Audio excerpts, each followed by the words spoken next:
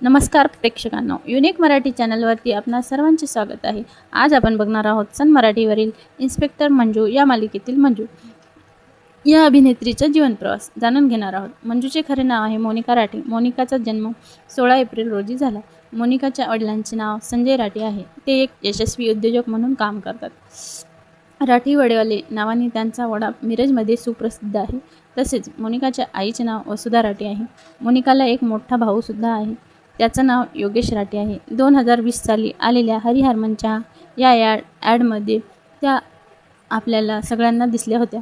त्यानंतर 2022ला चल जाऊ आणि सजनी हे 2 गाणी प्रदर्शित झाली होती। मोनिकाला खरी ओळख मिळाली ते 2024मध्ये आलेल्या सन मराठीवरील कॉन्स्टेबल मंजू या मालिकेत मंजू या पात्राने मंजू या भूमिकेतून मोनिका राठी संपूर्ण महाराष्ट्राच्या घराघरात, गावखेड्यामध्ये आणि शहरामध्ये पोहोचली।